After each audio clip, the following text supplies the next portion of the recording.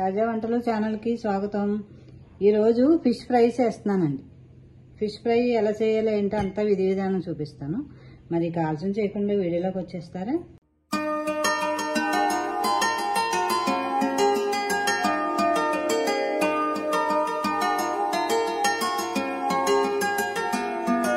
Welcome to తాజా వంటలు. నేను మీ స్వరాజ్యలక్ష్మి అండి.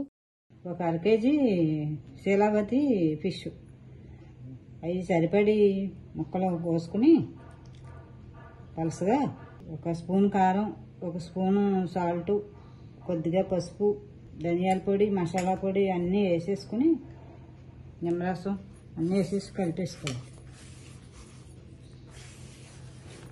ఇలా మసాలా అంతా కలిసాక చేప ముక్కకి ఒక్కో ముక్కకి మసాలా పట్టించేసి ఉంచుకోవాలి.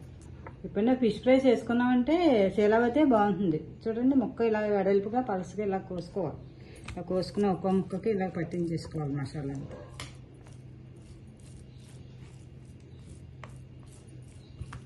ఇలా మసాలా అంతా పట్టించేసి పక్కన పెట్టేసుకుంటే 1 గంట అలా వదిలేస్తే మసాలా అంతా పట్టేస్తుంది.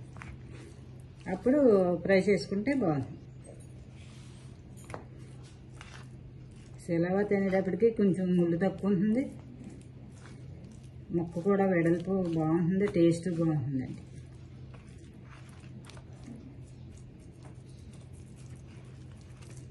సరే, మసాలా అంతా ఈ రకంగా పట్టించుకోవాలి. ఈ రకంగా పట్టేసిన తర్వాత ఒక్కో ముక్కకి ఇలా పట్టించేస్తే చక్కగా పట్టేస్తుంది. ముక్క అంతా మసాలా అంతా పీలుతుంది. అలా 1 గంట పక్కన వదిలేద్దాం. వదిలేస్తే మసాలా అంతా పీల్చేస్తుంది. అప్పుడు ఫ్రై చేసుకో. స్టవ్ వెలిగించుకుని ఇలా ఒక ఆన్ పెట్టుకుని కాస్త సరిపడి ఆయిల్ పోసుకోవాలి. ఆయిల్ తక్కువైనా ముక్క సరిగ్గా ఎగదు. ఆయిల్ బాగా కాగిన తర్వాత ఫిష్ ముక్కలు వేసుకోవాలి. ఫిష్ ముక్కలన్నీ ఈ రకంగా మసాలా పెట్టేసి ఇలా పక్కన పెట్టేసుకోవాలి. ఇప్పుడు 1 గంట అయిపోయిందండి. ఇప్పుడు ఫ్రై చేసేసుకున్నాం. ఆయిల్ బాగా కాగిందండి. బాగా కాగిన తర్వాత ఒక ముక్క వేసేసుకోవాలి. ఇలా 2 ముక్కలు వేగిన తర్వాత అప్పుడు మిగతా ముక్కలు. ముక్క బాగా వేగితే కానీ తిరగేయకూడదు, ముట్టుకోకూడదు, విడిపోతుంది. ముక్క బాగా వేగిన తర్వాత అప్పుడు తిరగేసుకుంటాం.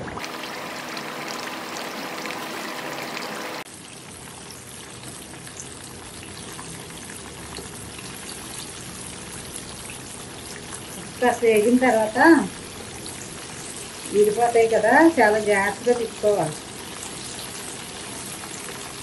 తిరగేసుకున్నాం ముక్కలు. చూసారా, ఇలా కొంచెం బాగా వేగిన తర్వాత పక్క తిప్పేస్తాం. ఇది కదపకుండా 1 నిమిషాలు అలా ఉంచి 2 పక్క కూడా వేయిపోతాం.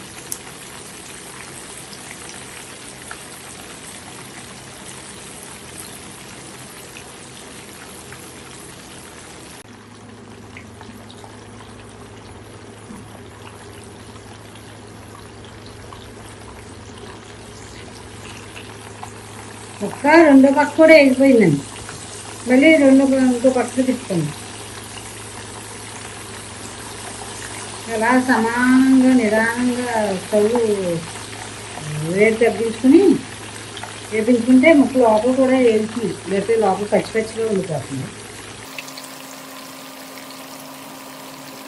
చేప ముక్కలు వేగిపోయినాయండి.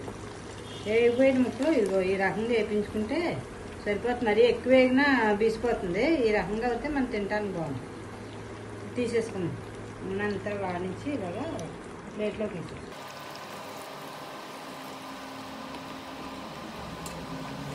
అవి వేగిపోయాక తీసుకున్నాం కదా, ఇప్పుడు ఇంకా మిగతా ముక్కలు 2 వేసేసుకుంటే పాన్కి సరిపడి ఉన్నాయి. 2 ముక్కలు అవుతాయి.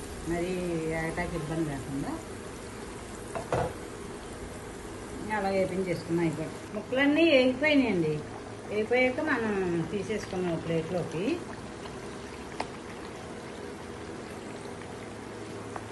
శీలావతి ఫిష్ ఫ్రై రెడీ అయిపోయింది.